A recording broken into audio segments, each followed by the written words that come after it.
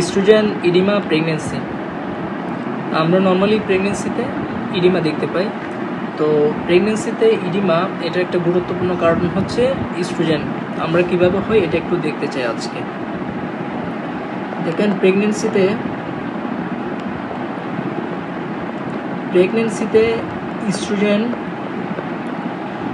Oestrogen level অনেক বেশি বেড়ে যায়।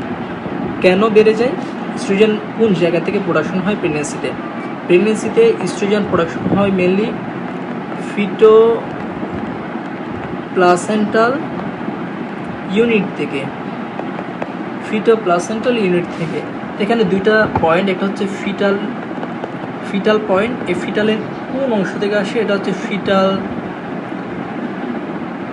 ফিটাল অ্যাড্রেনাল গ্ল্যান্ড, এবং আরেকটা হচ্ছে কি প্লাসেন্টা। তো প্রথমে হচ্ছে ফিটাল অ্যাড্রেনাল গ্ল্যান্ড থেকে অ্যান্ড্রোজেন প্রোডাকশন হয় এবং এই অ্যান্ড্রোজেনকে ইস্ট্রোজেনে কনভার্ট করে হচ্ছে প্লাসেন্টা। এইভাবে হচ্ছে প্লাসেন্টা এবং ফিটোপ্লাসেন্টাল ইউনিট, মোর কনসাইসলি বলতে, এ থেকে ইস্ট্রোজেন প্রোডাকশন হয়। প্রেগনেন্সিতে এই কারণে প্রচুর পরিমাণে ইস্ট্রোজেন প্রোডাকশন হয়। এখন ইস্ট্রোজেনের সাথে ইডিমার কি সম্পর্ক আমরা যদি এটা একটু দেখতে চাই। ইস্ট্রোজেন কীভাবে ইডিমা করে? দেখেন ইস্ট্রোজেন হচ্ছে আমাদের যে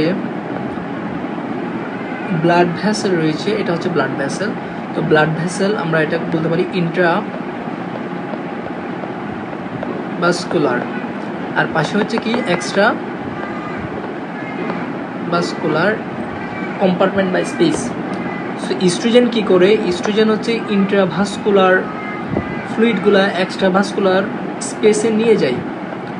তো যার কারণে একটা লোকাল বা ইডিমা তৈরি হয়।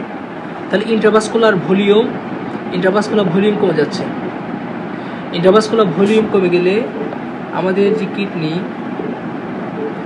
কিডনিতে ওয়াটার কম যাচ্ছে বা ফ্লুইড কম যাচ্ছে। কিডনিতে যখনই ফ্লুইড কম যায় তখন কিডনি রিলিজ করে রেনিন। ইস্ট্রোজেন আরেকটা কাজ করে। ইস্ট্রোজেন হচ্ছে আমাদের লিভার থেকে অ্যানজিওটেনসিনোজেন প্রোডাকশন করে। তাহলে দেখেন ইস্ট্রোজেনের কারণে প্রথমে কি হচ্ছে, ইন্ট্রাভাস্কুলার ফ্লুইড এক্সট্রাভাস্কুলার স্পেসে চলে যাচ্ছে। তাহলে এখানে একটি ইডিমা প্রোডাকশন হচ্ছে। তো যার কারণে ইন্ট্রাভাস্কুলার ভলিউম কমে যাচ্ছে। ইন্ট্রাভাস্কুলার ভলিউম যদি কমে যায় তাহলে আমাদের কিডনিতে ফ্লুইড কমে যাচ্ছে, তখন কিডনি রিলিজ করে রেনিন।